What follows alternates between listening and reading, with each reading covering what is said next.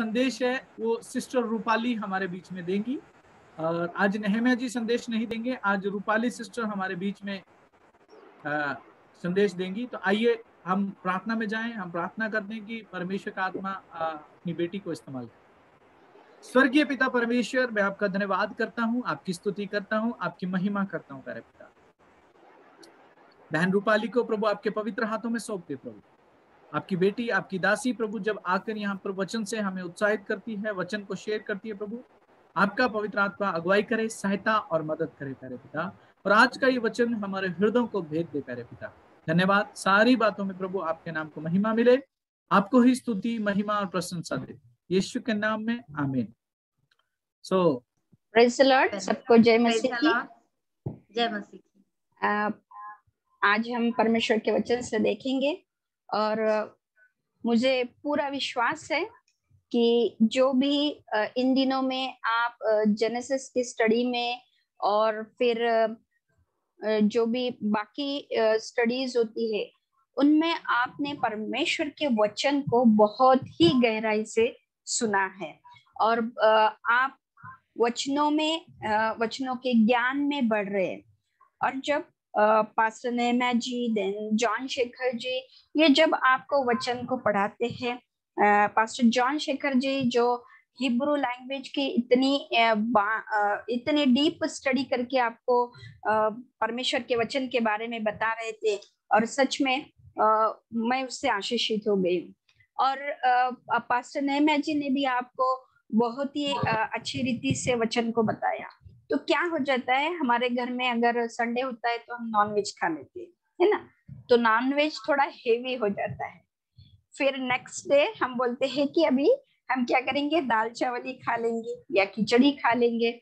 सो शायद आपने अभी तक मस्त बिरयानी, चिकन बिरयानी, मटन बिरयानी और सब बहुत हेवी डाइट लिया है। सो आज आपके सामने दाल चावल या खिचड़ी, लेकिन वो भी टेस्टी रहेगी। इतनी टेस्टी शायद नहीं रहेगी जितना उतना हेवी भी नहीं रहेगा जितना बिरयानी थी।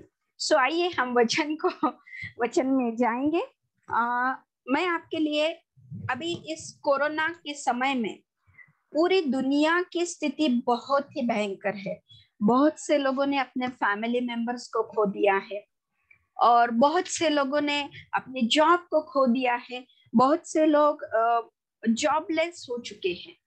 और इन दिनों में अगर आप देखेंगे, हमारा महाराष्ट्र के बारे में देखेंगे तो हम हर दिन लोगों को डेथ होते हुए देख रहे हैं, ना ही कोरोना से, लेकिन कोरोना के ट्रीटमेंट लेने के लिए आने के बाद बहुत सारी ऐसी सिचुएशंस, बहुत सारे ऐसे एक्सीडेंट्स वहां हो रहे कि लोग कोरोना से कम लेकिन बाकी बातों से डेथ हो रहे। हमारे यहाँ नासिक नाम का एक डिस्ट्रिक्ट है और उस हॉस्पिटल में जब ऑक्सीजन प्लांट में कुछ गड़बड़ी हो गई और वहां लीकेज हो गया। लीकेज हो जाने के कारण जितने भी पेशेंट्स आईसीयू में थे उतने सब विदाउट ऑक्सीजन तड़प कर मर गए, क्योंकि वो वेंटिलेटर पर थे, उनको वहां से निकालना पॉसिबल नहीं था और निकाल कर दूसरा ऑक्सीजन लगाने तक वो पेशेंट्स, पूरा वार्ड 25 पेशेंट्स उसमें डेथ हो गए।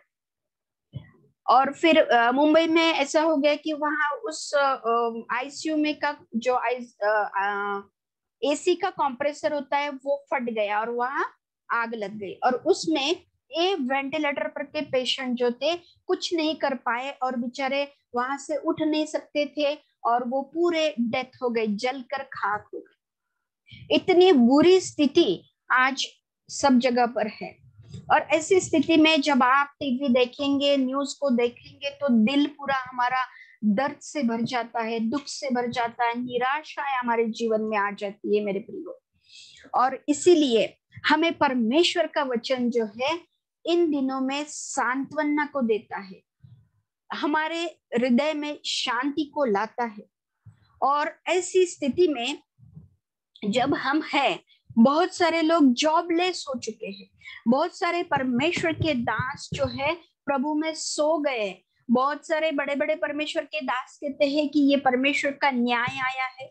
कोई कहता है कि नूह के दिन जो है आखिरी दिन है इसलिए ये हो रहा है। कोई कहता है कि जिस प्रकार पतरस को पकड़कर जेल में डालने के पहले एक परमेश्वर के दास को मार दिया था और उसको मार डाला था, तब तक कलीसिया सोई हुई थी, कलीसिया ने उसके लिए प्रार्थना नहीं की और उसे मार डाला गया। लेकिन जब पतरस को पकड़ा गया तब सारी कलीसिया जो है एक साथ आकर प्रार्थना कर रही थी और उनकी प्रार्थना सुनकर पतरस को परमेश्वर ने उस बंधुआई से, उस जेल से छुड़ाया था। और आज वो समय आ चुका है कि जिस प्रकार पतरस के वक्त प्रार्थना की गई और पतरस छूट गया, आज ऐसे परमेश्वर के दास है जो इस कोरोना काल में, इस कोरोना के समय में अभी भी आईसीयू जैसे स्थिति में है और उनके लिए हमें एक मन और चित्त होकर प्रार्थना करना है ताकि उस बंधन से, उस कोरोना के बंधन से, उस वेंटिलेटर के बंधन से, उस हॉस्पिटल के बंधन से वो छूट नहीं पाए।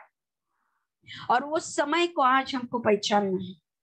मेरे प्रियो, धन्यवाद देती हूँ मैं आप सभी का, एनआरएचएम से जुड़े हुए हर व्यक्ति का जिसने मेरे पति के लिए एक मन और एक दिल होकर प्रार्थना की, जिन्होंने ब्रदर दर्शना जी के लिए प्रार्थना की और उनको उस बंधुआई से, उस जेल से, उस बातों से छुड़ा कर लाया है। आपकी प्रार्थनाओं की वजह से ये हुआ है।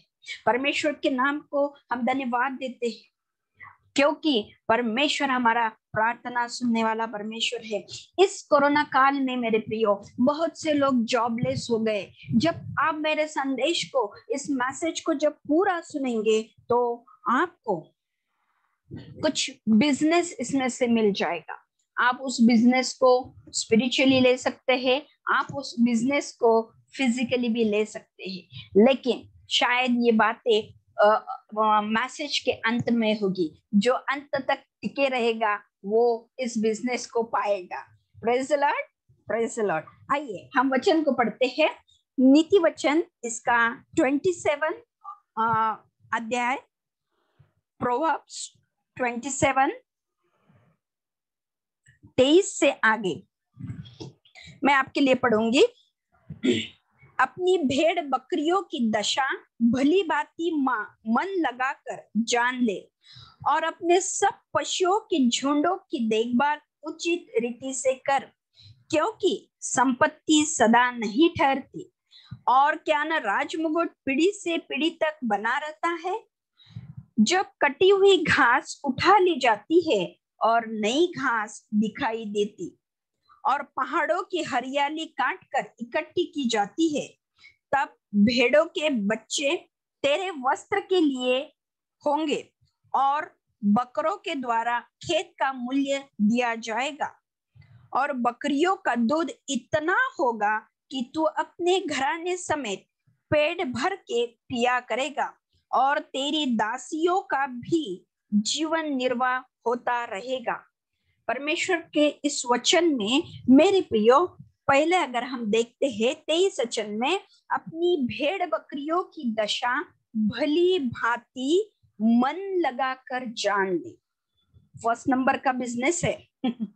अपनी जो भेड़ बकरियां है उनकी दशा आपको देखना है।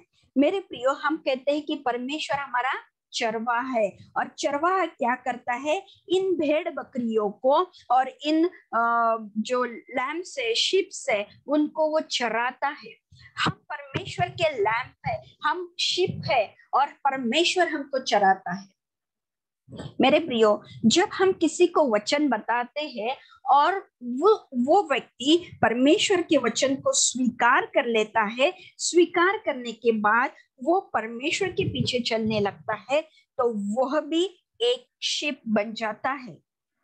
और जैसे आपको परमेश्वर के दास ने सिखाया है कि गाय गाय को जन्म देगी, भैंस भैंस को जन्म देगा, शेर शेर को जन्म देता है, इसी प्रकार हम किसको जन्म देते हैं, तो हम भी एक लैम को, एक शिप को जन्म देते हैं।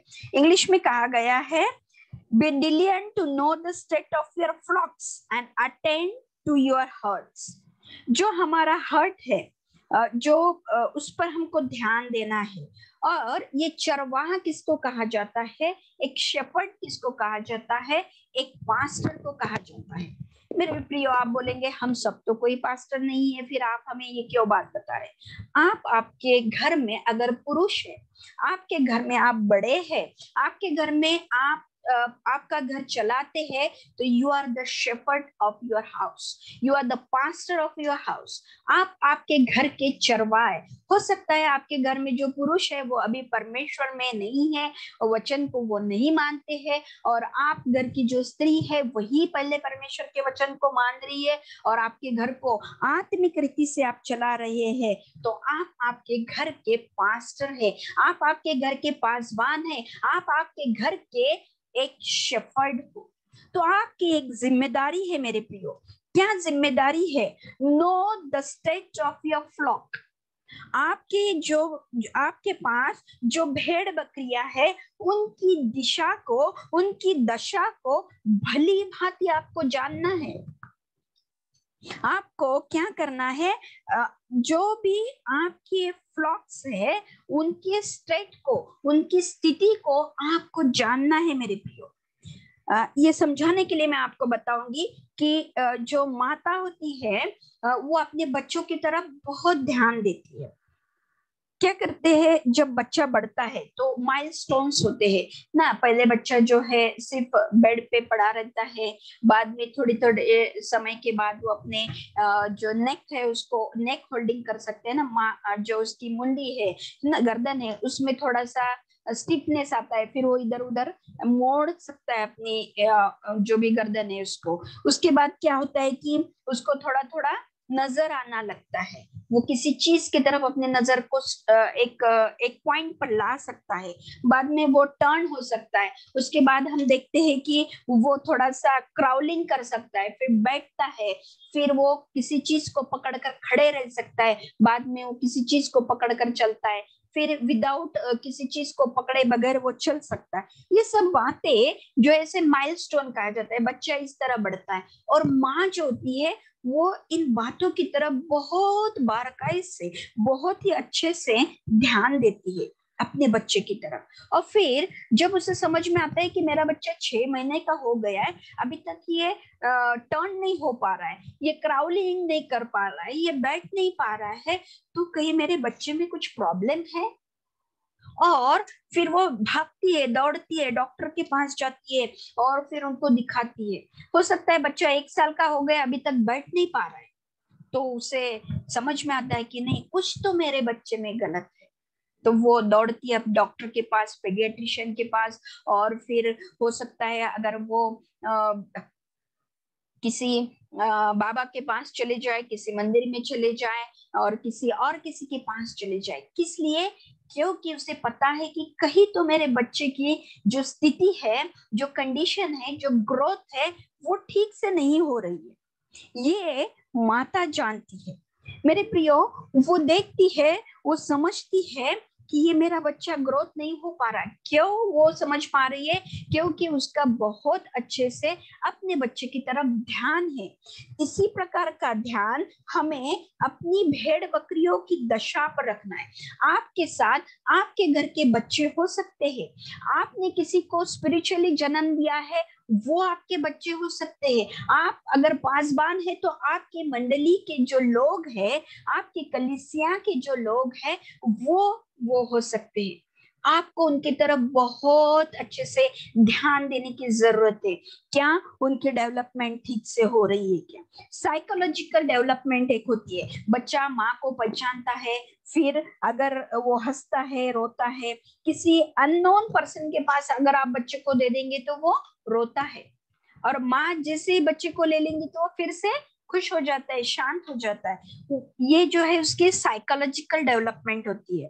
फिर एक बौद्धिक रीति से उसकी डेवलपमेंट होती है, वो किसी चीज को पकड़ सकता है, एक हाथ से दूसरे हाथ में ट्रांसफर करता है, किसी को देता है। ये सब डेवलपमेंट पर मदर की जो माता की जो होती है बहुत ही बारीक से ध्यान रखती है।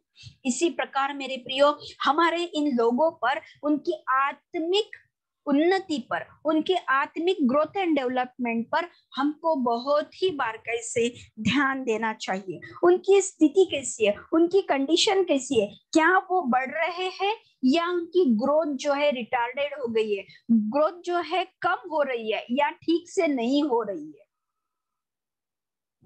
ये बातों को हमें ध्यान देना है।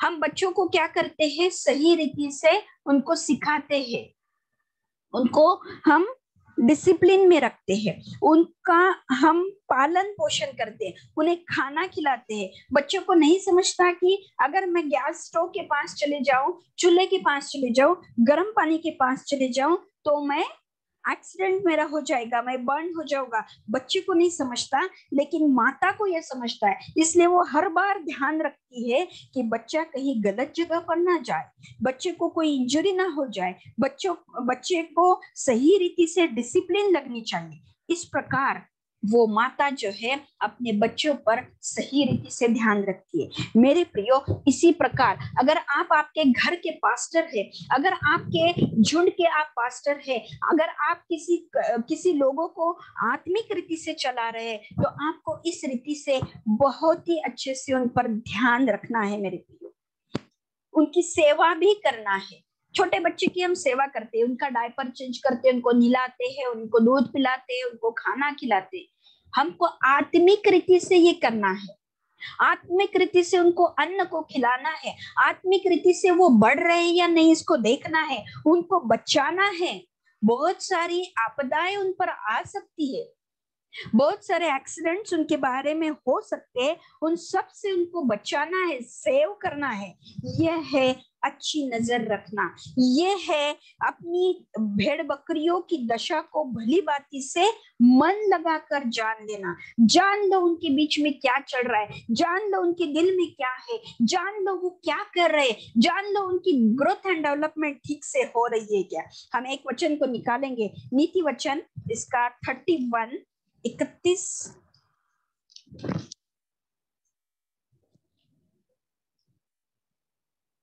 और 27 आपके लिए मैं पढ़ूंगी। वह अपने घराने के चाल चलन को ध्यान से देखती है और अपनी रोटी बिना परिश्रम नहीं खाती। वह अपने घराने के चाल चलन को ध्यान से देखती है। मेरे प्रियो, ये तो वचन आप बोलेंगे कि जो है एक आदर्श पत्नी के बारे में बताया है। हम तो यहाँ पति लोग भी बैठे, पुरुष लोग भी बैठे, हमें क्यों बताया? मेरे प्रियो, ये आदर्श पत्नी जरूर है, आदर्श पत्नी के कैरेक्टर जरूर है, लेकिन पुरुष भी इस कैरेक्टर को अपना सकते हैं और अपनाना चाहिए। वो क्या करती है? अपने घराने के, अपने कुटुंब के चाल चलन को ध्यान से देखती है। मेरे प्रियो, आचरण को ध्यान से देखना है। आपके बच्चों के, आपके मंडली में जो अभी स्पिरिचुअली जिन्होंने जन्म लिया है, वचन में अभी बच्चे हैं, छोटे हैं, उनके चाल चलन पर, उनके विचारों पर आपको ध्यान रखना है। क्या उनकी विचार जगत की तरफ जा रहे हैं? क्या उनका आचरण जो है वो सही नहीं है, वो गलत दिशा पर जा रहा है? नजर रखना है। नजर रखने से क्या होता है? हम संकट को पहचान सकते हैं। नजर रखने से हमको समझ में आता है कि शैतान का जो भी अटैक है वो कहाँ से हो रहा है, कहाँ से हो सकता है, कहाँ से समस्या आती है। ये अगर जब हम अच्छे से नजर रखते हैं तो समझ में आता है। मृत्यु कहाँ से आ रही है? मृत्यु की दुष्ट आत्माएं मेरे प्रिय होती है और वो हमारे स्पिरिचुअल स्थिति पर ध्यान रखती है। और जिस वक्त हम स्पिरिचुअली वीक हो जाते हैं, ये डेथ की आत्माएं हमारे पीछे पीछे आती है। यह डेथ की आत्माएं जो होती है, हमें एज के पहले कमजोर बनाना चाहती है और आपके शरीर में कमजोर बनाती है, आपके विचारों में आपको कमजोर बनाती है, बहुत जल्दी आपको एडल्ट बना देती है, बड़ा बना देती है और बुढ़ापे की ओर लेके जाती है। और इस प्रकार ये आत्माएं काम करती है। इन दिनों में जरूर कोरोना के वायरसेस काम कर रहे हैं, लेकिन इनके पीछे डेथ की आत्माएं बहुत भयंकर रीति से काम कर रहे। जैसे मैंने आपको बताया कि हमारे महाराष्ट्र में ऐसी बातें हो गई कि वो लोग कोरोना से तो ठीक हो सकते थे, लेकिन ये डेथ की आत्माएं आकर उनकी आत्मा को चुरा के लेके चली गई मेरे। इसीलिए हमारे घर में, हमारे मंडली में, हमारे बच्चों में, हमारे जो भी स्पिरिचुअल बच्चे हैं उनमें भी ये बातें आ सकती है। इसीलिए हमको क्या करना है, नजर रखना है। कैसी नजर रखना है, तो हमने देखा कि चाल चलन को ध्यान से देखो, उनकी चाल चलन कहाँ जा रही है हमें ध्यान से देखना है मेरे प्रियो। आत्मिक रीति से ये आपका और मेरा काम है। मेरे घर में अगर मेरी बेटी है, अभी तो आप सब जानते हैं कि सबकी पढ़ाई ऑनलाइन हो गई है, और ऑनलाइन कितना खराब है, कितनी बुरी बात है। हमें बच्चों के चाल चलन पर ध्यान रखना पड़ेगा। उनसे आप बात करोगे तो आपको समझ में आएगा उनके दिमाग में क्या चल रहा है, किस बातों से वो इम्प्रेस हो रहे हैं। क्या परमेश्वर के वचन से वो इम्प्रेस हो रहे हैं? क्या परमेश्वर के वीडियोस को और वचन की वीडियोस को देख रहे हैं, या अलग किसी बात को वो देख रहे हैं? उनकी बातों से आपको समझ में आ जाएगा। इसीलिए हमको उनकी चाल चलन पर ध्यान रखना है। ध्यान से देखती है, देखने से हमारा ऑब्जर्वेशन पावर जो है, देखने से हमको समझ में आता है। जो लेडीज होती है बहुत बार क्या करती है, पति को देखने के बाद उसको समझ में आता है मूड कैसा है, आज मैं कुछ मांग सकती हूँ या नहीं मांग सकती हूँ, है ना। कुछ मांगना है तो हमको पहले ऑब्जर्व करना पड़ता है और बाद में हम जल्दी से समझ सकते हैं। और इसीलिए हमको बाकी की बातों पर भी ध्यान रखना है मेरे प्रियो। आगे और एक वचन पढ़ेंगे, रोमियो की पत्री, इसका 15 अध्याय, रोमियो की पत्री 15 अध्याय और आई थिंक पहला वचन। अतः हम बलवानों को चाहिए कि निर्बलों की निर्बलताओं को सहे, न कि अपने आप को प्रसन्न करे। मेरे प्रियो, हम बलवान, जो वचनों में बलवान है, शायद शरीर से बलवान है, शायद पैसों से बलवान है, तो हमें क्या करना है, निर्बलों की निर्बलताओं को सहे। मराठी में ऐसा लिखा है कि जो बलवान है, उन्होंने जो अशक्त है, जो निर्बल है, उनका भार यानी उनका बोझा उठाना चाहिए। मेरे प्रियो, उनका बोझा कैसे उठाना है, उनके भार को कैसे हमें निर्बलताओं को कैसे सहना है। अगर कोई फिजिकली बीमार है तो आप जाकर उन्हें मदद कर सकते हैं। आत्मिक रीति से अगर कोई निर्बल है तो उसके लिए आप जो बलवान है प्रार्थना कर सकते हैं और विरोध कर सकते हैं, आप उन्हें एडवाइस दे सकते हैं। मेरे प्रियो, आत्मिक रीति से अगर कोई बीमार है तो उसकी चंगाई के लिए आप प्रार्थना कर सकते हैं। और इस प्रकार हमको उनके बोझ को उठाना है। हमारे भेड़ बकरियों पर, हमारे लोगों पर, हमारे बच्चों पर सही रीति से ध्यान को देना है, उनकी चाल चलन को देखना है। और अगर वो निर्बल है तो उनके लिए हमको बल, हमारा जो बल है वो इस्तेमाल करना। आपके पास कौन सा बल है? आपके पास आत्मिक बल है, आपके पास शारीरिक बल है, पैसों का बल है, जो भी बल है उस बल के अनुसार आपको उनका बोझ उठाना है।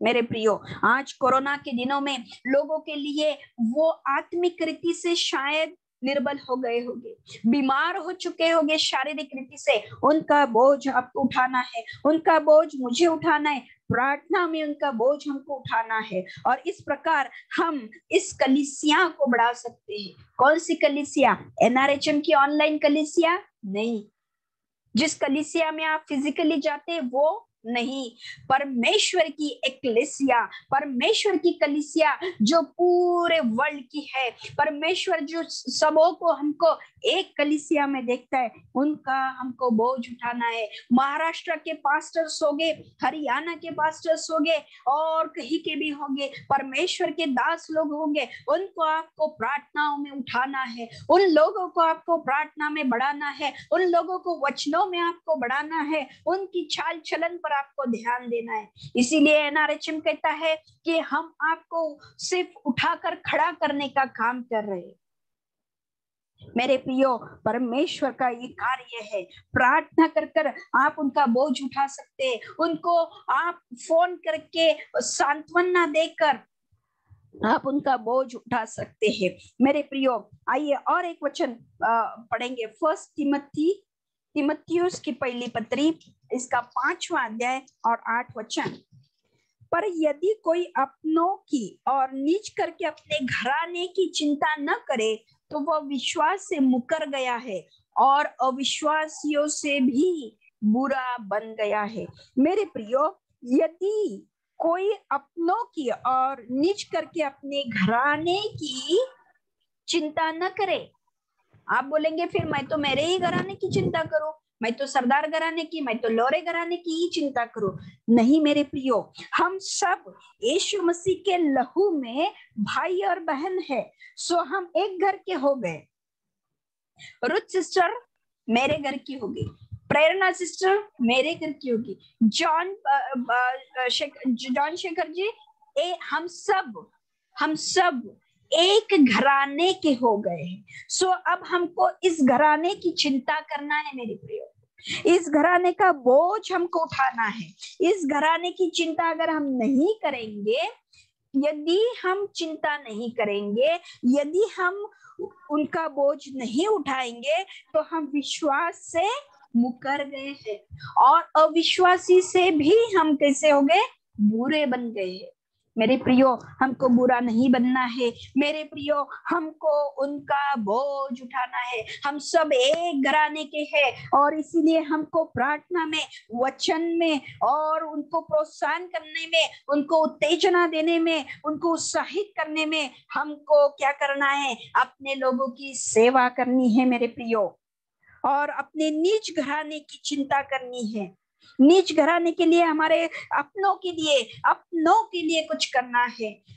दुनिया के हर जो विश्वासी है वो अपना है, उसके लिए हमको प्रार्थना करनी है, उसके लिए आज हमको उठकर खड़े होना है। आज हमारे लोग जो कोरोना से पड़े हैं, ना बोले कि उनके लिए परमेश्वर क्रोध से भर गया है। मेरे प्रियो, हमारा परमेश्वर क्रोध से भर भी गया हो तो वो दया करने वाला परमेश्वर है। उनके कुछ पाप हो गए होंगे, लेकिन हम अगर उनके लिए बिछवाई करें, अगर हम उनका बोझ उठाए, अगर हम उनके लिए प्रार्थना में आगे आ जाए, तो आज वो मृत्यु से बच जाएंगे। परमेश्वर उन पर दया करेगा और उनसे बहुत बड़ी सेवकाई जो अभी भी करनी बाकी है वो हो जाएगी। मेरे प्रियो, मराठी में तो कहा है कि सोय लगा लावा, मीन्स उनके लिए कुछ तो करो, उनका जो भी डेली नीड है वो कंप्लीट करने के लिए कुछ तो करो। शायद आपके पास पैसा नहीं होगा, मेरे प्रियो आपके पास समय है, उनके लिए प्रार्थना करो। लॉकडाउन में आप लोग हो, आप घर में बंद हो, आपके पास समय है, इस समय में प्रार्थना करो अपने लोगों के लिए। आइए हम और आगे जाएंगे, हम निकालेंगे जो नीति वचन जो हम पढ़ रहे थे उसका है ये 24 वचन। For riches are not forever, nor does the crown endures for all generation. जो धन है, जो धन हमारे पास है, वो धन टिकने वाला नहीं है, वो धन खत्म होने वाला है, क्योंकि संपत्ति सदा नहीं ठहरती। और क्या राजमुकुट पीढ़ी से पीढ़ी तक बना रहता है? संपत्ति आपके पास हो सकती है, वो सदा के लिए नहीं है। मेरे प्रियो, राजाओं को आप देखो, बड़े बड़े लोगों को आप देखो, उनकी संपत्ति सदा के लिए नहीं टिकी। और जो है, बहुत सारे लोगों ने बैंक में पैसा रखा है और बैंक जो है डूब चुकी, और बैंक ने उनको पैसा नहीं दिया, उनका खुद का पैसा भी नहीं दिया, बैच का पैसा भी नहीं दिया। मेरे प्रियो, आपके पैसे को आप कहीं स्टोर करके मत रखो, लेकिन उसको क्या करो, बिजनेस में लाओ, उसके ऊपर आप किसी बिजनेस को करो, उस पैसे को आप चलन में लाओ, उसको आप रूटीन में लाओ, ताकि आपको उससे और पैसा मिलते जाए। आपके पास, आप बोलेंगे भाई हम तो बहुत गरीब है, कोई पैसा नहीं है। आप मेरे प्रियो गरीब नहीं है, आपके पास यीशु मसीह ये सबसे बड़ा धन है। आप सबसे बड़े धनी हैं। गरीब वो नहीं जिसके पास धन नहीं, गरीब वो है जिसके पास यीशु मसीह नहीं। मेरे प्रियो आप सबसे धनी हैं और आपके पास जो धन है, इस धन पर आपको बिजनेस करना है।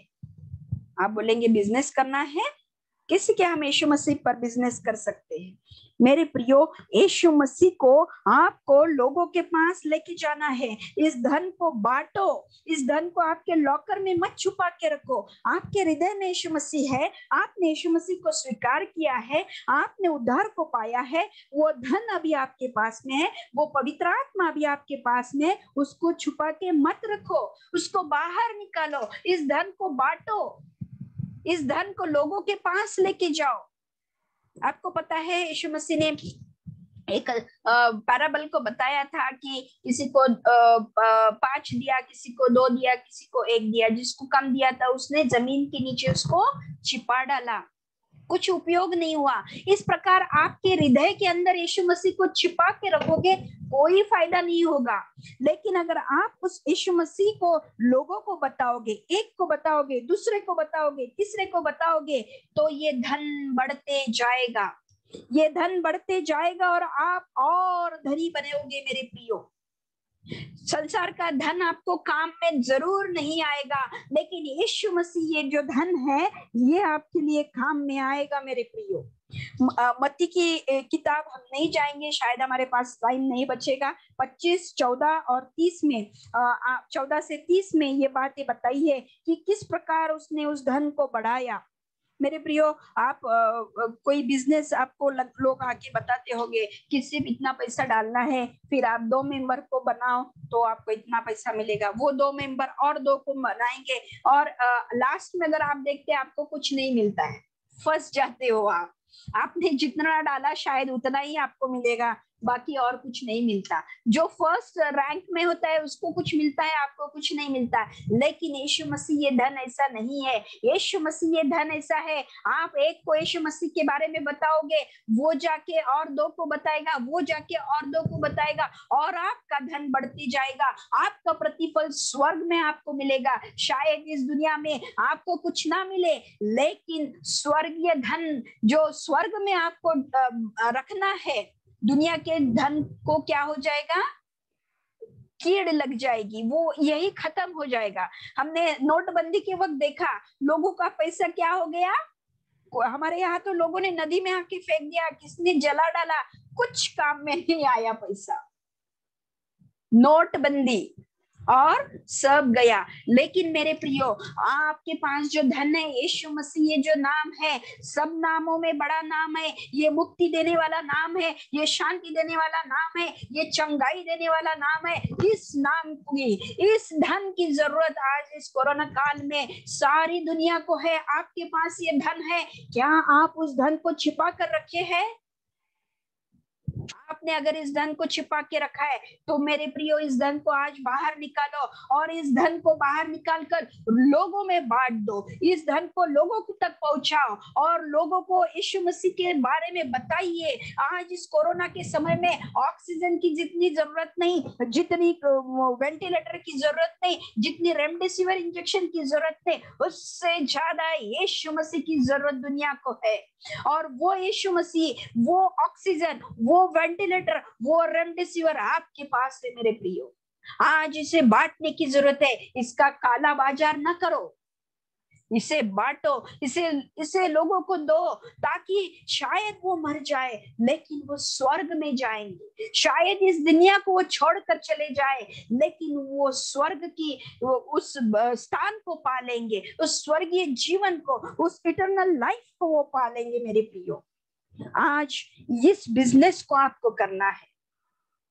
मेरे प्रियो आज आपसे परमेश्वर बात कर रहा है और आपको जाकर सिर्फ यीशु मसीह के बारे में बताना है। और जब किसी को यीशु मसीह के बारे में बताया तो उसने कहा था कि शमरोन में से कोई अच्छी बात निकल कर आ सकती है क्या? तो उसने बोला कि आकर देखो।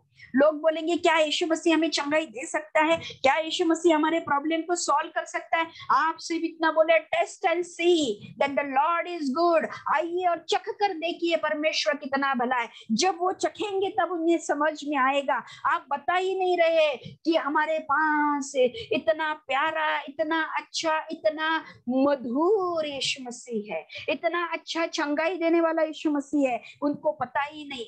उनको बताइए, वो सवाल करेंगे, उनको बोलिए taste and see that the Lord is good. जब वो टेस्ट करेंगे वो समझ जाएंगे मेरे प्रियो। वो परमेश्वर के उस अद्भुतता को देखेंगे, वो समझ जाएंगे मेरे प्रियो। आज आपके लिए आपका बिजनेस स्टॉप हो चुका है, आपका पार्लर बंद हो चुका है, आपका दूसरा कोई बिजनेस होगा वो बंद हो चुका है, आपकी नौकरी बंद हो चुकी है शायद, लेकिन आज ये बहुत ही बड़ा स्पिरिचुअल बात आपके पास परमेश्वर ला रहा है मेरे प्रियो। हम आगे बढ़ेंगे। 26 वचन, तब भेड़ों के बच्चे तेरे वस्त्र के लिए होंगे और बकरों के द्वारा खेत का मूल्य दिया जाएगा। मेरे प्रियो, 2 बिजनेस यहाँ आपके लिए है। नंबर 1, वस्त्र का बिजनेस, कपड़ों का बिजनेस। आप बोलेंगे लॉकडाउन है, लोग कहाँ कपड़े खरीदेंगे, कहाँ शादी नहीं हो रही है, कोई फंक्शन नहीं हो रहा है, पार्टी नहीं हो रही है, तो लोग कहाँ से कपड़े खरीदी करेंगे? क्यों करेंगे मेरे प्रियो? ये कपड़े जो है स्पिरिचुअल वस्त्र के बारे में मैं आपको बताना चाहती हूँ। उद्धार के वस्त्र आपको पास्टर नेहमिया जी ने वस्त्र के बारे में बहुत अच्छा सिखाया है, लेकिन मैं उसमें नहीं जाऊंगी क्योंकि आप उस वचन को अच्छी तरह से जानते हैं। लेकिन अभी ये समय है उद्धार के वस्त्र लोगों के पास लेकर जाने की। वो लोग जो है नग्न अवस्था में है, उनके पास वस्त्र नहीं है, शैतान ने उनके वस्त्र निकाल लिए हैं और आज उनको यीशु मसीह के द्वारा उद्धार के वस्त्र देने की जरूरत है मेरे प्रियो। उन वस्त्रों को उनके पास लेकर जाइए और बताइए कि यीशु मसीह जो है, ये जो है हमें उद्धार का वस्त्र देता है और आपकी जो भी पाप के द्वारा, पाप के कारण जो भी आपकी नग्नता आज दिखाई दे रही है, लेकिन यीशु मसीह से वस्त्र देने वाला परमेश्वर है। आपकी नग्नता को वो ढांप देता है, आपके पापों को वो साफ कर देता है और आपको उद्धार के वस्त्र देता है, नीतिमत्व के वस्त्र वो देता है, नीति और राइचियस जो क्लोथ्स है वो आपको देता है मेरे प्रियो। और इस वस्त्र को आज आपको लोगों के पास लेके जाना है। दूसरा बिजनेस मैं आपको बताने जा रही हूँ। बकरों के द्वारा खेत का मूल्य दिया जाएगा। खेती मेरे प्रियो, खेती करने की बहुत जरूरत है। अगर आप 1 कुरिन्थियन इसका 3 अध्याय और 9 वचन अगर पढ़ते हैं, 1 कुरिन्थियों और इसका 3 अध्याय और 9 वचन, क्योंकि हम परमेश्वर के सहकर्मी हैं, तुम परमेश्वर की खेती और परमेश्वर की रचना हो। तुम मेरे प्रियो खेती हो। यहाँ बैठे हुए हर एक व्यक्ति एक खेत है और इस खेत में हमको काम करना है। खेत क्या करता है? फल को देता है। कोई खेत 100% फल देता है, कोई 60, कोई 70% फल देता है। ये फल देने के लिए खेती करना पड़ता है। और जब खेती करना पड़ता है, अभी मुझे तो खेती के बारे में पता नहीं क्योंकि हमारे पापा के पास खेती थी और भाई लोग झगड़ा करेंगे, इसलिए हमारे पापा ने कभी खेती की तरफ ध्यान नहीं दिया और बोला आप ही करो। अभी पापा चले गए, जो चाचा लोग हैं वो देने के लिए रेडी नहीं। हम बोलते पापा ने नहीं झगड़ा किया तो हम क्यों खेती के लिए झगड़ा करें। ससुर जी के पास थी, उन्होंने बेच दी। अभी हमारे पास तो खेती है नहीं, लेकिन हम खेती करना चाहते हैं। शारीरिक रीति से खेती शायद नहीं है, आत्मिक खेती को हम करना चाह रहे हैं। खेती करने के लिए जमीन को तैयार करना पड़ता है। खेती करने के लिए जो किसान होता है वो खेत में जाके सारा कचरा पहले उठा लेता है मेरे प्रियो, फिर वो उस खेत में क्या करता है, क्या बोलते हैं आप उसको, प्लोइंग करता है, हल जोतता है। थैंक यू पास्टर जी। मराठी थोड़ा मुझे ज्यादा आता है, हिंदी उतना नहीं आता है। हल चलाता है, और हल चलाने के बाद वो क्या करता है, उस जमीन को सॉफ्ट कर देता है ना। हल चलाने के बाद वो जमीन जो है सॉफ्ट हो जाती है, मिट्टी जो है सॉफ्ट हो जाती है। बाद में उसमें बीज को बोता है और फिर उसको पानी डालता है। मेरे प्रियो, हमें लोगों की जमीन जो है इसी प्रकार साफ करना है। बहुत सारी गलतफहमी है, बहुत सारी मिसअंडरस्टैंडिंग है वचन के बारे में, बहुत सारे रिचुअल्स जो हम पुराने बातों से आते हैं, उन रिचुअल्स हमारे खेती में पड़े हैं। अभी भी हम सोचते हैं कि हमारे घर में अगर कोई डेथ हो जाती है तो तीसरा दिन करो, दिया लगाओ, है ना। अभी भी बहुत सारे विश्वासी लोग ऐसे करते हैं। कब्र पे जाते हैं, फूल लगाते हैं, अगरबत्ती लगाते हैं, उसके लिए खाना लेके जाते हैं। मैं हमेशा बताती हूँ, हम रोमन कैथोलिक बैकग्राउंड से आए। हमारी एक नानी मर गई थी और फिर उन्होंने उसको दूध दही पसंद है तो उसके कब्र पर लेकर गए, और हम बोल रहे थे अरे ऐसा नहीं, ये रिचुअल है, उसको बहुत पसंद था। अरे वो जिंदा थी तो उसको खिलाना चाहिए था, आप वो उठ के नहीं खाने वाली। फिर भी रिचुअल्स, ये ऐसी जो है कचरा जो है हमारे जमीन में पड़ा है, ऐसे कचरे को हमको उठाना है मेरे प्रियो। हल को चलाना है, ताकि जो जमीन कड़क हो चुकी है, जो वचन को स्वीकार नहीं कर पाती, जो ऐसे कड़क भूमि पर, ऐसे कड़क जमीन पर अगर आप बीज भी बो डाले तो वो फल नहीं लाती। जमीन को आपको सॉफ्ट करना होता है, हल चलाकर, वचन का हल चलाकर इस जमीन को आपको सॉफ्ट करना है। बीज को बाद में ये जो किसान होता है बीज को डालता है, वचन जो है बीज है, उस बीज को आपको इस जमीन में डालना है। फिर से बीज डाल के चलेगा नहीं, मैंने वचन बता दिया नहीं, जाकर पानी डालो, वचन का पानी डालो, और फिर वो पेड़ आएगा। एकदम से फल नहीं मिलेगा आपको, सालों रुकना पड़ेगा। जब वो किसान एक गेहूं के बीज को डालता है तो उसे कितना बीज मिलता है नेक्स्ट डे? कुछ नहीं मिलता उसको नेक्स्ट डे। बहुत मेहनत करता है बेचारा। पासवान लोग बहुत मेहनत करते हैं, और क्या होता है, रात में शत्रु आता है और खराब बीज बो के चले जाता है। उसको रात को भी जागना पड़ता है, वो रात को जागता है, वो रात को पासवान जो है रात को अपनी मंडली के लिए रोता है, घुटनों पर आता है, अपना सारा समय घुटनों पे डालता है, क्योंकि उसने जो बीज को बोया है वो चाहता है उसको फल आए। आपको इस खेती करना है तो बहुत मेहनत करनी पड़ेगी, और इस मेहनत करने के लिए आपको तैयार होना है। इस कोरोना काल में आपको ऐसी खेती को करना है, ऐसे लोगों को ढूंढना है और जाकर उनके बीच में बीज को बोना है और पानी को डालना है, और उनकी जो जमीन है, उनकी जो जमीन है उसकी रखवाली करना है, ताकि शैतान उस बीज को चुरा कर ना लेके जाए, कोई पंछी आकर उस बीज को चुरा कर ना लेके जाए। इसलिए आपको प्रार्थना में रहना है और उन लोगों को बचाना है मेरे प्रियो। खेती आपको करना है। दूसरा बिजनेस मैंने आपको बताया था, उसी में हमने आगे पढ़ा था, बकरों के द्वारा खेत का मूल्य होता है, भेड़ों के बच्चे तेरे वस्त्र के लिए होंगे। आपको भेड़ों को, बकरियों को पालना है, भेड़ बकरियों का पालन आपको करना है। इससे क्या होता है, आपको खत मिलता है और दूध मिलता है। गाय, बकरी और भेड़ ये क्या करते हैं, दूध को देते हैं, और इनका जो वेस्ट होता है वो खेती के लिए उपयोग में आ जाता है। मेरे प्रियो, खेत के लिए मोल को देना है।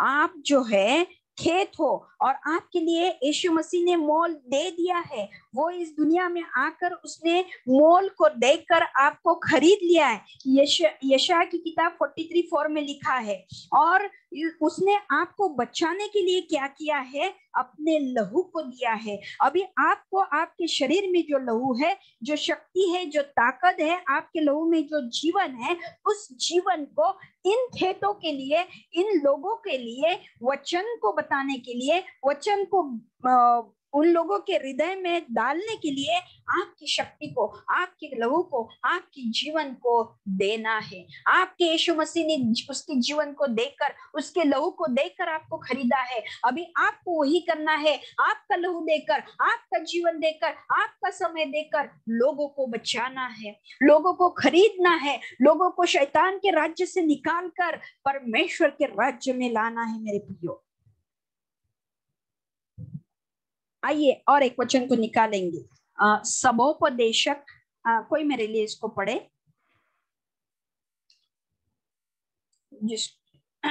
सॉरी, सबोपदेशक 5:9। सबोपदेशक 5:9।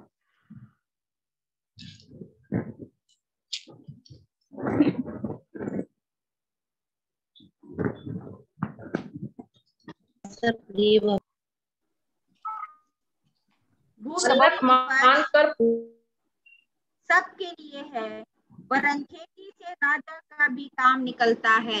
नहीं, सॉरी, एक मिनट। यहाँ परमेश्वर का वचन हम देख रहे हैं कि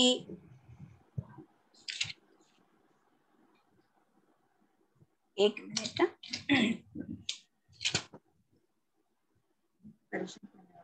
क्या पढ़ा है आपने? सबोपदेशक 5:9। हाँ, पढ़िए एक बार। भूमि की उपज सबके लिए है, वरन खेती से राजा का भी काम निकलता है। यस, जो राजा जो है, जो खेत में ध्यान लगाता है, जो खेती की तरफ ध्यान देता है, उस देश का कल्याण होता है। भूमि की उपज सबके लिए है, वरन खेती से राजा का भी काम निकलता है। और मराठी में ऐसा लिखा है कि जो राजा खेती में ध्यान देता है, उस देश का कल्याण होता है। मेरे प्रियो, अगर मराठी के वचन के अनुसार देखा जाए तो आप एक राजा है। आपने किंगडम को पढ़ा, आप किंगडम के बारे में सुन रहे हैं और आपको बताया गया है कि आप राजा है। अगर आप राजा है तो आपका ध्यान कहाँ होना चाहिए? आपका ध्यान खेती में होना चाहिए मेरे प्रियो। खेती जो है वो आपको करनी चाहिए। जो राजा खेती में मन लगाता है तो उसके देश का कल्याण होता है, उसके देश का कल्याण होता है। राजा का काम जो है वो खेती में ध्यान देना है मेरे प्रियो। इसीलिए आप जो राजा है, आपको खेती करना जरूरी है। जब आप खेती करोगे तो आपको क्या मिलेगा? आपको अन्न जो है वो बहुतायत से मिलेगा। हम निकालेंगे नीति वचन, इसका 12 अध्याय और 11 वचन। 12 का 11। जो अपनी भूमि को जोतता वह पेट भर खाता, परंतु जो निकम्मों की संगति करता है वह निर्बुद्ध ठहरता है। जो भूमि को जोतता है वो पेट भर खाता है। आप पेट भर खाओगे अगर भूमि को जोतोगे तो। आप अगर भूमि में, खेत में काम करोगे, हल को चलाओगे तो आप पेट भर खाओगे। मेरे प्रियो, आज दुनिया की भी ये जरूरत है कि आपको खेती करना जरूरत है। कोरोना काल ने हमें सिखाया कि बड़े बड़े बिजनेस बढ़ गए, लेकिन जिस किसान जो है बेचारा आज भी खेत में काम करता है, धूप में काम करता है। अगर किसान को आप लॉकडाउन में डाल दो तो आपका पेट भी लॉकडाउन में चले जाएगा। आज आपका पेट लॉकडाउन में नहीं है, घर में बैठकर हम खा रहे हैं क्योंकि किसान ने खेती में काम किया है। स्पिरिचुअली भी खेती करना जरूरी है और आगे के दिन हमें बता रहे हैं कि खेती बहुत इंपॉर्टेंट है। और मेरे हस्बैंड बोलते हैं कि चलो अभी हम ऐसे करते हैं, खेती खरीदते हैं। मेरे प्रियो, खेती खरीदना फिजिकली भी इतना सिंपल बात नहीं है, बहुत पैसे की जरूरत है, और आत्मिक रीति से भी इतना सिंपल बात नहीं, लेकिन हमें ये करने की जरूरत है मेरे प्रियो। और ये जो खेती का बिजनेस है, ये अगर आप करोगे तो आपको क्या मिलेगा? बहुत अन्न मिलेगा और आप पेट भर खाओगे। जब आप बिजनेस करोगे तो और एक बात होती है, नीति वचन 12:24, कामकाजी लोग प्रभुता करते हैं परंतु आलसी बेकार में पड़े जाते हैं। कामकाजी लोग प्रभुता प्राप्त करते हैं। जब आप आत्मिक रीति से काम करोगे तो आपको प्रभुता मिलेगी। जब आप फिजिकली काम करते हो तो आपको प्रभुता मिलती है, और स्पिरिचुअल वर्ल्ड में भी ऐसा ही होता है। आपको अगर प्रभुता चाहिए, आपको अगर अधिकार चाहिए, तो आपको बिजनेस, उद्योग, कामकाजी होना जरूरी है। कामकाजी लोग प्रभुता करते हैं मेरे प्रियो।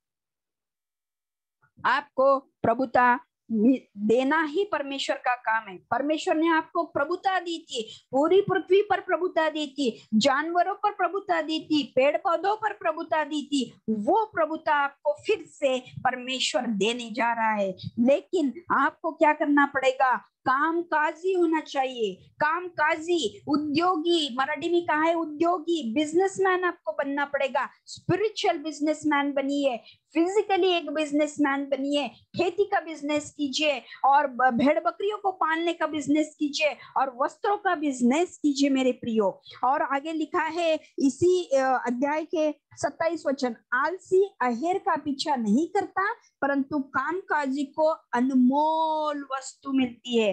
क्या आपको अनमोल वस्तु चाहिए? प्रभु यीशु मसीह एक अनमोल वस्तु है। स्वर्गीय स्थानों में आपको मुकुट मिलेंगे, स्वर्गीय स्थानों में आपको हार मिलेंगे, स्वर्गीय स्थानों में आपको बड़ा बंगला मिलेगा, घर मिलेगा, और सारी बातें मिलेगी। वहां आप पेट भर के खाओगे, जीवन के वृक्ष के फल को आप खाओगे मेरे प्रियो। जीवन का जल की नदी का पानी आप पियोगे।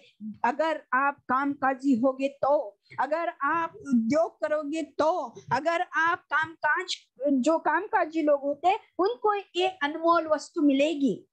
जो आलसी हो गए उनको नहीं मिलेगी मेरे प्रियो। हम देखते हैं दुनिया में भी जो आलसी होते हैं उनको कुछ नहीं मिलता, तो स्वर्गीय स्थानों में और स्पिरिचुअल वर्ल्ड में इन आलसियों को कैसा कुछ मिलेगा? आज हमको कामकाजी होना है, आज हमको बिजनेस माइंडेड होना है, आज हमको परमेश्वर के राज्य के लिए काम करना है। आज दुनिया नाश होने जा रही है, लोग नाश हो रहे, लोग मृत्यु की ओर जा रहे हैं, मृत्यु की आत्माएं उनको लेकर जा रही है। कोरोना के पीछे मृत्यु की आत्माएं काम कर रही है। डॉक्टर लोग बहुत ही बुरी रीति से उनको फंसाए जा रहे हैं, और एक एक दवा के लिए, ऑक्सीजन के लिए बहुत सारे पैसे उनसे ले रहे हैं मेरे प्रियो। बताया जा रहा है, उन्हें बचाने का काम आपका है। उस खेती में जाकर उनको बचाना, उस खेती के लिए काम करना आपका काम है मेरे प्रियो। मेरा ये काम है, परमेश्वर बता रहे हैं। 27 वचन में लिखा है कि कामकाजी को अनमोल वस्तु मिलती है, हमें अनमोल धन मिल सकता है। और एक अगर वचन निकालेंगे जो कामकाजी के लिए बताया गया है, हम निकालेंगे नीति वचन 18 और उसका 9। जो काम में आलस करता है वह बिगाड़ने वाले का भाई ठहरता है। काम में अगर आलस करोगे तो कोई फायदा नहीं, और इसलिए बिगड़ जाएगा काम। आलस को छोड़ो मेरे प्रिय। स्पिरिचुअल आलस होगा, हमारे घराने के लिए हमको काम करना है, हमारे लोगों के लिए हमें काम करना है, हमारे लोग जो निर्बल है उनके लिए हम जो बलवान है उनके बोझ को उठाना है, हमारे घराने की चिंता हमको करनी है, उनके स्पिरिचुअल जीवन के लिए चिंता करनी है, उनके लिए हमें काम करना है। आइए और भी आगे हम इसी नीति वचन 27 में जाएंगे, और बहुत जल्द हम खत्म करने वाले हैं, बहुत समय हो रहा है। और 27 वचन, और बकरियों का दूध इतना होगा कि तू अपने घराने समेत पेट भर के पिया करेगा। बकरियों का बिजनेस मेरे प्रियो। इन दिनों में कोरोना के पेशेंट को इम्यूनिटी कम हो जाती है, तो बकरी का दूध दो बोलते हैं। और जो बकरी का दूध है उसमें इम्यूनिटी है, गाय का दूध है उसमें इम्यूनिटी है। दूध दो, दूध दो, दूध दो। दूध में क्या है? हाई प्रोटीन्स है। प्रोटीन्स क्या करता है? हमारे बॉडी को बिल्डअप करता है, बनाता है। जो भी क्या बोलते हैं, हमारी बॉडी में जो भी कमजोरी है उस कमजोरी को वो भर के निकालता है। हमारे हड्डियों को ये जो प्रोटीन्स होता है ये मजबूत करता है, नए सेल्स को तैयार करता है। इसलिए हम बच्चों को दूध पिलाते हैं, क्योंकि उनके शरीर में नई नई सेल्स बनती जाती है। हमारे शरीर में भी अगर हमको कोई जख्म हो जाती है तो वो भर जाती है कुछ दिनों बाद, क्योंकि वहाँ नए सेल्स तैयार होती है, निर्माण होती है। सो मेरे प्रियो, ये जो दूध है आत्मिक रीति से परमेश्वर का वचन है। ये वचन हमारे पास कैसा होना चाहिए? दूध इतना होगा, यानी भरपूर दूध हमारे पास होना चाहिए, बहुतायत का दूध हमारे पास होना चाहिए। ये वचन जो है हमारे पास बहुतायत से होना चाहिए, ताकि क्या होगा कि ये दूध हमको स्ट्रांग बनाएगा। ये दूध हमारी ग्रोथ एंड डेवलपमेंट करेगा। जो भी हमारे शरीर में जो भी जख्म हुई है, जो भी स्पिरिचुअल जख्म हुई है, उसे भर कर निकालेगा, उसे वो बुझा देगा और नई ताकत को हमको देगा। इसीलिए हमको इस दूध की जरूरत है मेरे प्रियो। इस दूध को हमारे जीवन में बहुतायत से बनाए रखना है। किस लिए बनाए रखना है? हम निकालेंगे साम भजन संहिता 119 119 इसका 11 वचन।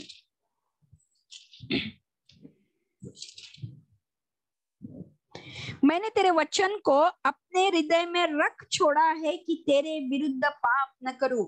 इस दूध को, इस वचन को आपके हृदय में आपको क्या करना है? रख छोड़ना है। इतना भरपूर रीति से, इतना ज्यादा ये दूध आपके पास, ये वचन आपके पास होना चाहिए कि तेरे विरुद्ध पाप न करो। किसके विरुद्ध? परमेश्वर के विरुद्ध। जब भी हम पाप करते हैं हम स्वर्ग के विरुद्ध और परमेश्वर के विरुद्ध पाप करते हैं मेरे प्रियो। और ये पाप हमारे हाथ से ना हो, इसलिए इस दूध की जरूरत है, इस वचन की जरूरत है मेरे प्रियो। और इसीलिए हमारे पास इतना दूध होना चाहिए कि हम क्या कर सके? इस दूध के द्वारा अपने घराने समेत पेट भर के पी सके। इतना वचन भरपूर से हमारे पास वचन होना चाहिए। सुबह वचन पढ़ो, शाम को वचन पढ़ो, वचन को सुनो, परमेश्वर के दास से वचन को सुनो। सुनने से आपके जीवन में विश्वास आएगा। और मेरे प्रियो, इसीलिए हमें इस वचन को हमारे हृदय में छिपा के रखना है, हमारे हृदय में उसको स्टोर करके रखना है। इस दूध का बिजनेस आपको करना है। इस दूध को लोगों को दो ताकि वो भी स्ट्रांग हो जाए। वचन उनको भी दो क्योंकि वो आत्मिक रीति से स्ट्रांग हो जाए। आप ही के पास दूध नहीं तो वो आप दूसरों को दे सकोगे नहीं। इसीलिए हमें इस दूध का बिजनेस करना है ताकि हम सिर्फ हम ही ना ले, तेरे दासियों का भी जीवन निर्वाह होता रहेगा। दासियों का भी, जो हमारे घर में नौकर है, जो हमारे घर में काम करने के लिए आती है, जो रोटी बनाने के लिए आती है, जो बर्तन धोने के लिए आती है, जो कपड़ा धोने के लिए आती है, जो घर पोंछने के लिए आते हैं, जो और भी हमारे शायद हमारे आजू बाजू में हमारे ड्यूटी पे जो लोग हैं, उनको भी सिर्फ हम ही वचन लेकर स्ट्रांग नहीं हो तो उन्हें भी हम दे सके। मेरे प्रियो, हमें मेहनत करनी है, मेहनत करनी है। अगर आप अलीशा के बारे में देखोगे तो वो क्या कर रहा था? हल जो रहा था, और 11 बैल थे और 12वां वो था। कितना काम वो कर रहा था। जो काम करता है उसको परमेश्वर इस्तेमाल में लाता है। मेरे प्रियो, आपको बिजनेस करना है। अगर हम पहला थिस्सलुनी इसका 4 अध्याय और 12वां वचन पढ़ेंगे तो वहां लिखा है कि अपना अपना बिजनेस करे। कोई मेरे लिए पढ़े पहला फर्स्ट थिस्सलुनी इसका 4 अध्याय और 12वां वचन। प्लीज कोई पढ़े। साथ सभ्यता से बर्ताव करो और तुम्हें किसी वस्तु की घटना हो।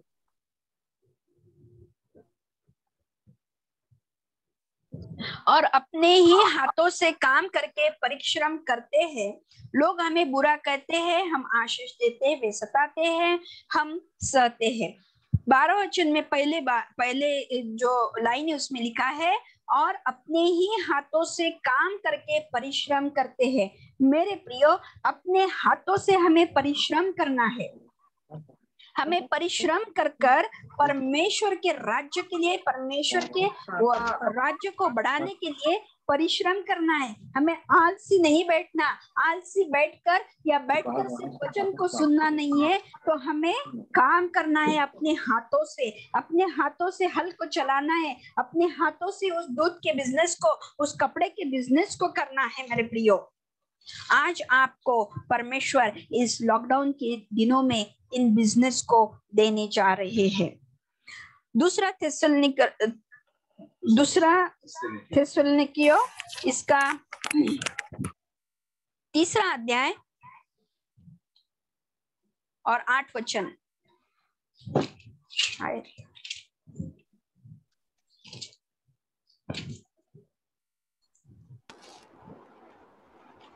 और किसी की रोटी सेक में ना खाए। किसी की रोटी सेक में न खाई, पर परिश्रम और कष्ट के साथ उन्होंने दिन रात कष्ट किया, मेहनत की और उस रोटी को खाया। किसी के रोटी को, किसी के अन्न को उन्होंने फुकट में नहीं खाया। फुकट में नहीं खाना है मेरे प्रियो। हम जो भी खा रहे, मेहनत करके हमको खाना है। आप घर में लेडीज होगी, मेहनत करके खाना है। आप पुरुष होंगे, मेहनत करके खाना है। और किसी को भी फुकट में नहीं खाना है। आत्मिक रीति से भी आपको क्या करना है? मेहनत करना है, मेहनत करके खाना है। बहुत बार हम क्या करते हैं, वो आगे की व्यक्ति वचन बता रही है और हम खा रहे हैं। आगे की व्यक्ति पढ़ाई कर रही है, वचन में डीप में जा रही है, 10 किताबों को पढ़ती है और वचन को ढूंढती है, और हम बस बैठे बैठे खाए जा रहे। हमें फुकट में नहीं खाना है, मेहनत करना है। इसका मतलब ये नहीं कि आपको वचन को नहीं सुनना है, लेकिन हमारे लिए, खुद के आत्मिक जीवन के लिए फुकट में ना खाए। इसलिए एनआरएचएम जब सेमिनार को रखता है तो वो फुकट में नहीं रखता, क्योंकि ये अन्न आपको खिलाने के लिए किसी ने बहुत मेहनत की है। अपने घुटनों को परमेश्वर के सामने रखा है, अपने आंसुओं को बहाया है, अपनी नींद को उसने खो दिया और अपनी नींद को त्याग कर परमेश्वर के चरणों में बैठा। अपने फैमिली के साथ जो समय देना है वो उसने परमेश्वर के साथ दिया है, उसने कीमत को दिया है। और जब उस अन्न को आप खा रहे हैं तो उसे फुकट ना खाए, उसके लिए कीमत को दे मेरे प्रियो। और जो भी श्रम, जो भी परिश्रम आप इस परमेश्वर की सेवकाई के लिए करोगे, वो कभी व्यर्थ ना जाएगा। फर्स्ट कुरिन्थियों इसका 15 अध्याय और 18 वचन में लिखा है कि जो भी आप करते हो, वरन जो मसीह में, क्षमा कीजिए, मैं कुछ गलत पढ़ रही हूँ। 15 का सॉरी, शायद मैं आपको इस वचन को बाद में बता दूंगी, लेकिन ये वचन कहता है कि श्रम, जो भी श्रम आप परमेश्वर में करते हो वो व्यर्थ नहीं जाएगी। आप लोगों को वचन बताएंगे, आप लोगों को दूध पिलाओगे, आप लोगों को वस्त्र दिलाओगे, आप लोगों की आप खेती करोगे, वहां परिश्रम करोगे, हल को चलाओगे, बीज को बोओगे, पानी उस खेती में डालोगे, आप उस खेती के प्रोटेक्शन के लिए रात रात प्रार्थना करोगे, आप उन्हें उठाओगे, खड़े करोगे, आप उनकी चाल चलन पर ध्यान दोगे, आप उनके हर बात पे उनके ग्रोथ एंड डेवलपमेंट को देखोगे, वो ठीक से होने के लिए उनको अनाज को देंगे, अन्न को देंगे, फूड को देंगे, पानी को देंगे, दूध को देंगे। जो भी परिश्रम आप परमेश्वर के राज्य के लिए करोगे वह व्यर्थ न जाएगा। परमेश्वर आपको उसका बड़ा प्रतिफल देगा मेरे प्रियो। इसीलिए आपको परिश्रम करना है, आपको वो जो है कामकाजी होना है। आपको इस कोरोना काल में कामकाजी होना है मेरे प्रियो, आत्मिक रीति से कामकाजी हो जाए। शायद आपके काम बंद हो चुके होंगे, आपकी ड्यूटी, आपकी नौकरी बंद हो चुकी होगी, लेकिन आपको क्या करना है? परमेश्वर के राज्य के लिए, परमेश्वर के राज्य के लिए आपको काम करना है, परमेश्वर के लोगों के लिए आपको काम करना है। आपके पास जो भेड़ बकरियां है, जो आपके मंडली के लोग हैं, कलीसिया के लोग हैं, आपके घर के लोग हैं, जिस झुंड के साथ आप रह रहे हैं, उन हरेक जो निगाह आपको रखनी है, हरेक का प्रोटेक्शन आपको करना है, हरेक पर आपको नजर रखना है, उनकी सेवा करनी है मेरे प्रियो, उनको डिसिप्लिन में चलाना है, वचन के डिसिप्लिन में चलाइए। आपके बच्चों को, आपके घर के लोगों को वचन के डिसिप्लिन में चलाइए, उनके भोजन की व्यवस्था कीजिए। उन पर कोई संकट आ रहा है क्या? शैतान कहीं से उन पर हमला कर रहा है क्या?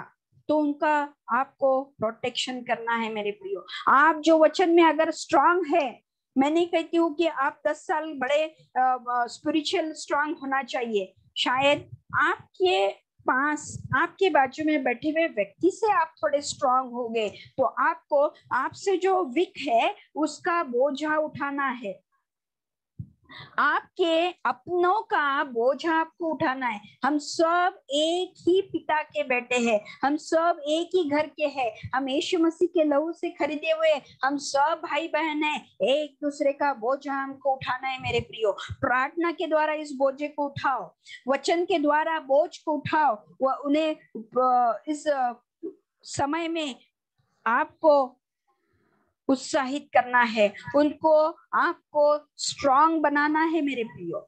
आपके पास जो धन है, वो धन जो है यीशु मसीह सबसे बड़ा धन है। इसे छिपा के, इसे जमीन में गाड़ कर ना रखे, तो इसे बताइए, लोगों को बताइए, 1 को 2 को 4 को लोगों को बताइए। लोग बोलेंगे ऐसा हो नहीं सकता, क्या ऐसा हो सकता है? क्या ईसाइयों का परमेश्वर हमें बचा सकता?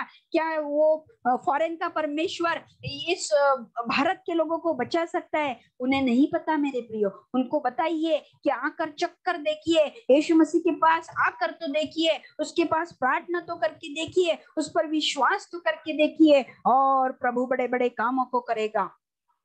उनके लिए उन वस्त्रों को दीजिए, जो वस्त्र जो है वो उद्धार के वस्त्र है। उन वस्त्रों को उन्हें पहनाइए मेरे प्रियो, उन वस्त्रों को उन्हें दिखाइए। आप अगर कपड़ों की बिजनेस करने वाले होंगे तो क्या करते हैं, अगर आप किसी दुकान में चले जाते हैं तो वो एक ही कपड़े आपको नहीं बताता, 10 साड़ियों को बताता है, और आपके मुंह की तरफ देखता है कि आपको कौन से पसंद आ रहे, फिर बोलता है नहीं आपका कलर गोरा है तो ये अच्छा दिखेगा, आप सावले है तो ये अच्छा दिखेगा, ये डिजाइन बहुत अच्छी है, अभी की है, रिसेंट है, ये साड़ी ये है, वो साड़ी वो है, ये ड्रेस ऐसा है। कितनी बातें वो दुकानदार बताता है। और हमारे इधर अगर आप आकर देखेंगे तो दुकानदार फट से साड़ी भी पहनता है और दिखाता है कितनी अच्छी दिखेगी। आपकी तरफ होता है ऐसा? होता है। कितनी मेहनत, कितनी साड़ियां बताता है। हम जब जाते हैं तो लेडीज तो बहुत जल्दी तो साड़ी पसंद नहीं करती है, 100 साड़ियां दिखाता है। कितनी मेहनत करता है आपको वस्त्र देने के लिए। हमें कितनी मेहनत करनी पड़ेगी, लोगों को इस उद्धार के वस्त्र को लोगों के पास बताना पड़ेगा। ये कितना इंपॉर्टेंट है, ये कितना अच्छा है, इससे क्या फायदा है, ये कपड़ा मखमल का है, ये कपड़ा कॉटन का है, ये टेरिकॉट का है। कितनी सारी बातें वो लोग आपको बताते हैं। हमको समझ में भी नहीं आता कि ऐसा भी कोई कपड़ा होता है, लेकिन वो हमको बताता है।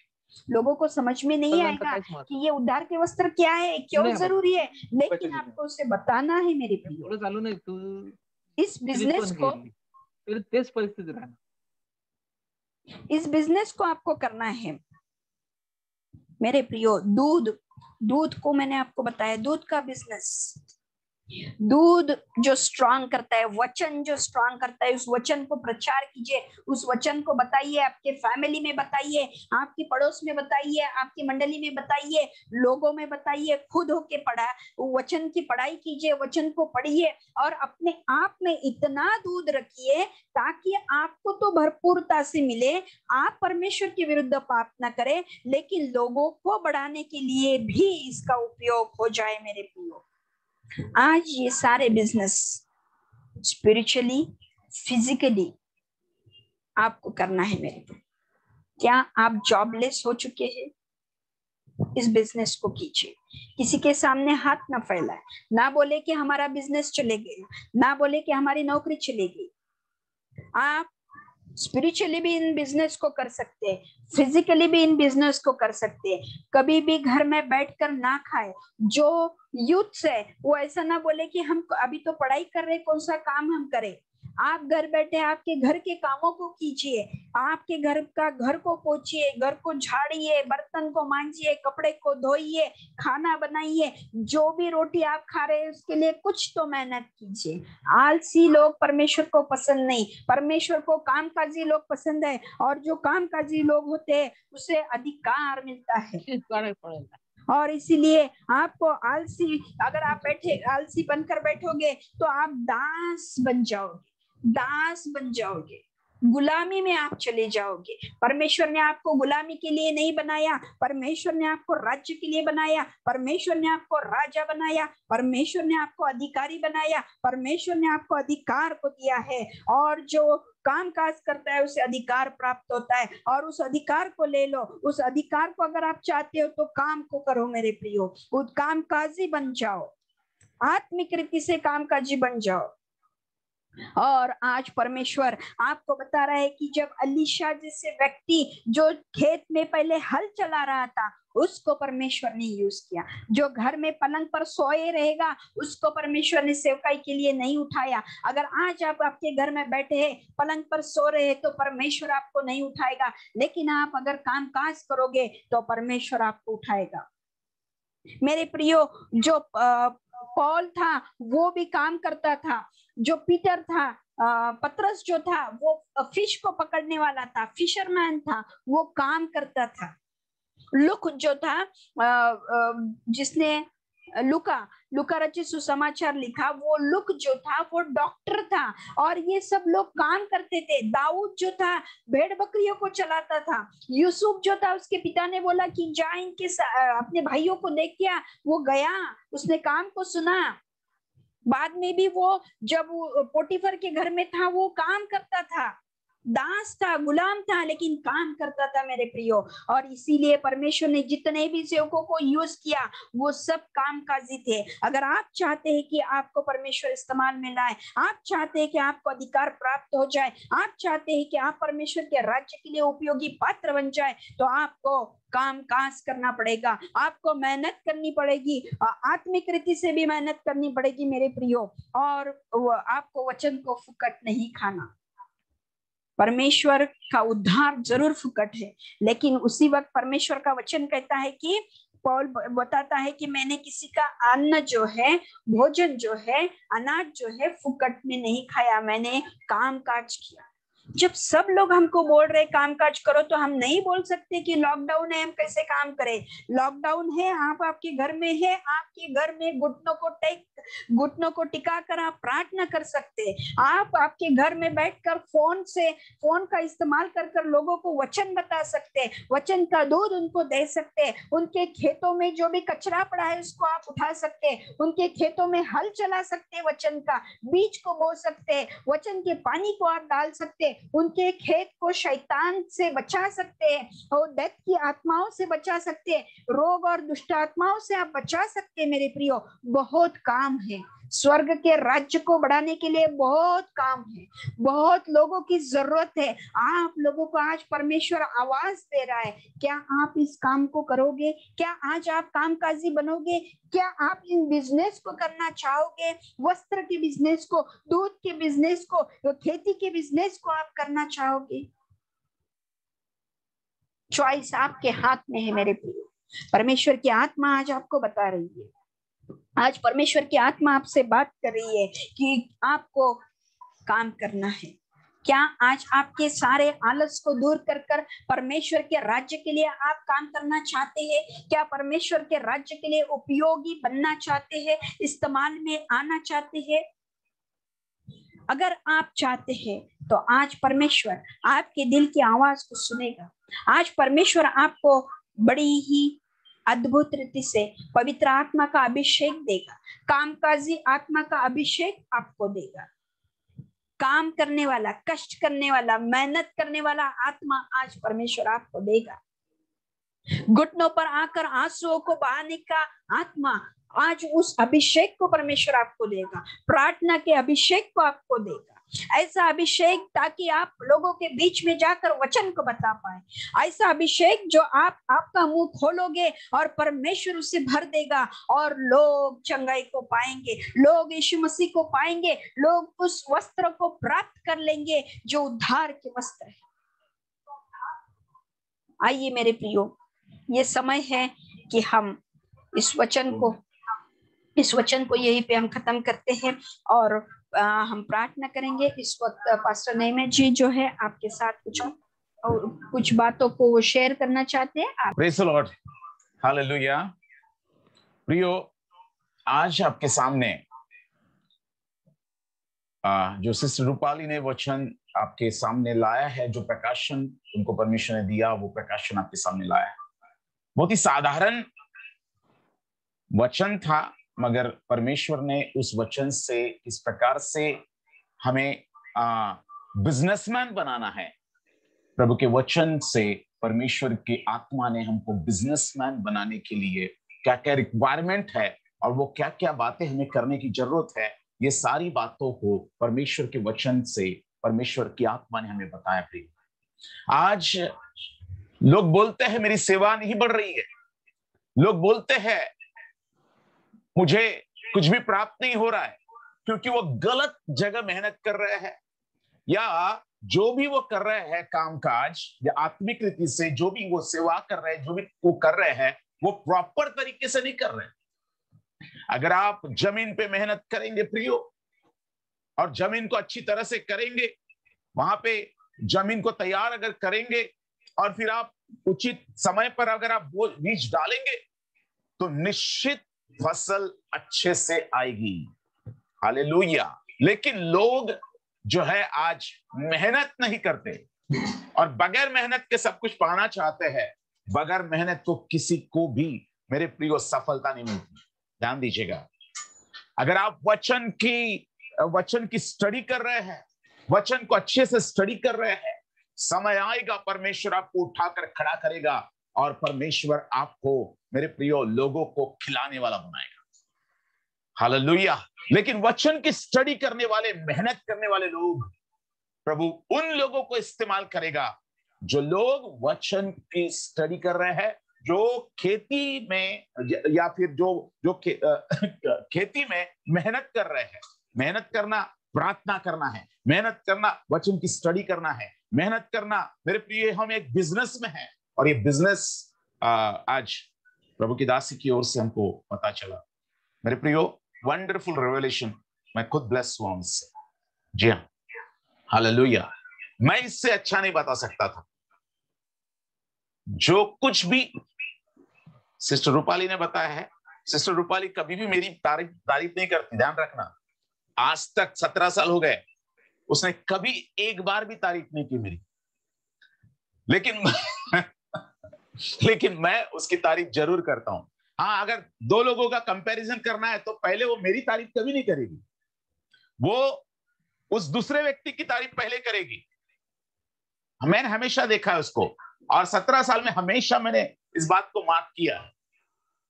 हालेलुया। और ये इसलिए करती है क्योंकि वो अपने पति से प्यार करती है और वो अपने पति को और बढ़ते हुए देखना चाहती है। वो सेटिस्फाइड नहीं है। हालेलुया। इतनी सी बात से सेटिस्फाइड नहीं है, और वो बोलती है दिल मांगे मोर। अगर मैं तारीफ करूंगी तो आप वहीं पर रुक जाओगे। मैं नहीं चाहती कि आप रुको, परंतु आप और ज्यादा निचोड़ के निकालो। आमीन, हालेलुया। इसलिए मेरे प्रियो, really it is a fantastic revelation. Hallelujah. मैं उन वचनों को बार बार पढ़ा, लेकिन मुझे कभी रेवलेशन नहीं मिला उस तरीके से। हर एक को परमेश्वर अलग अलग तरीके से बात करता है।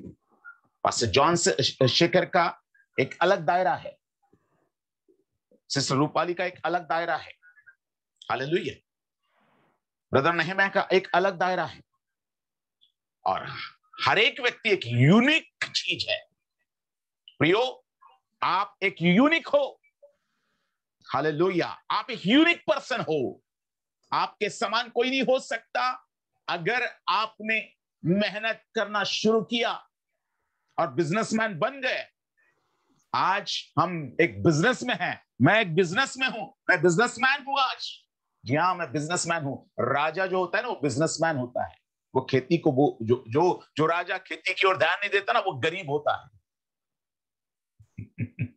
राजा तो कहलाता है, मगर गरीब राजा, फटीचर राजा,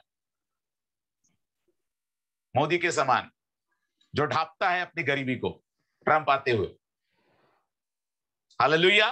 क्योंकि जो खेती की चिंता नहीं करता वो हमेशा गरीब होता है, इसलिए खेती की चिंता करें। प्रियो, ये बात बहुत जरूरी है। और ये कामकाजी जो बात अभी जो बताया है, बिजनेस किस तरह से करना है, ये फिजिकली भी आपको लागू होता है। जी हाँ, मैं चाहता हूं कि मैं फिजिकली भी वो करूं उन बातों को, और स्पिरिचुअली भी उन बातों को करूं।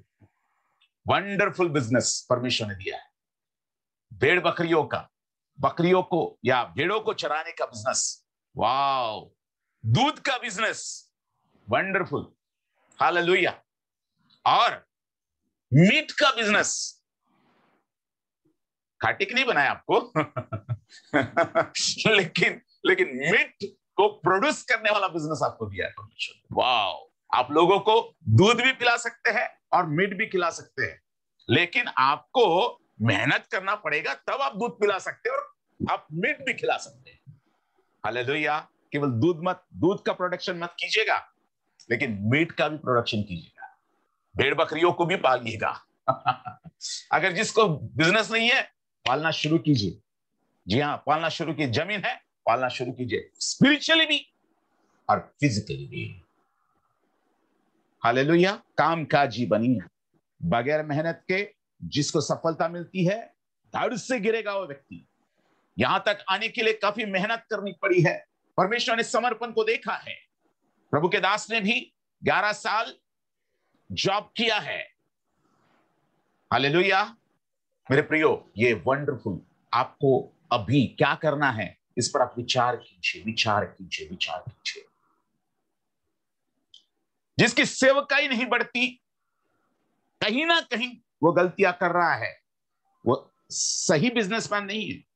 जो सही बिजनेसमैन होता है, वो हर चीज को बारीकी से करता है, मेहनत भी करता है, और उस पर वो सोचता भी है कि कहां पे मुझे कमी पड़ रही है, उस कमी को मैं कैसे दूर करूं, ताकि मैं अच्छा बिजनेसमैन बनूं और अच्छा मैं प्रॉफिट कमाऊं। हालेलुया। प्रियो, ये स्पिरिचुअली भी और फिजिकली भी दोनों चीजें हैं। केवल फिजिकली मत लीजिएगा, इसे स्पिरिचुअली लीजिए। ये बात आपके काम की होगी। अगर स्पिरिचुअली लेंगे, फिजिकली भी आपके जीवन में वो बातें अगर आप लेंगे, स्पिरिचुअली लेकर वो बातें फिजिकली भी करेंगे, बहुत बड़ी बरकत को पाएंगे। हालेलुया। और ये प्रोफेटिकल भी है।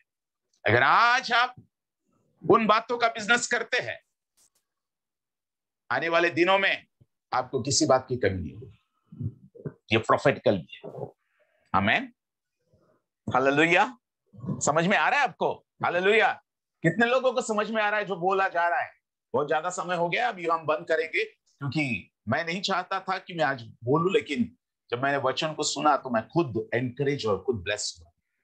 हालेलुया मेरे प्रियो, और मैं खुद आशीषित हुआ। वाओ। हालेलुया। प्रियो, इन बातों को कीजिएगा, मेहनत कीजिएगा, प्रार्थना कीजिएगा, वचन पढ़िएगा, और बीज को बोइएगा खेत में। बीज को बोने से पहले जमीन तैयार कीजिएगा।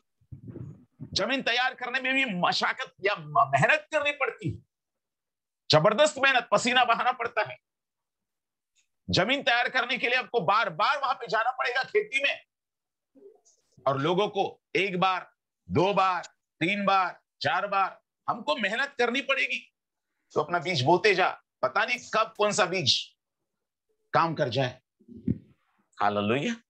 तो प्रियो, इन बातों को याद रखिए, स्मरण रखिए। साधारण रीति से वचन को मत लीजिए। यह बहुत डीप रेवलेशन था, बहुत डीप था ये। मैंने कभी उस वचन को कभी उस तरीके से नहीं सोचा। हालेलुया। सो प्रियो, परमेश्वर आपको आशीष दे।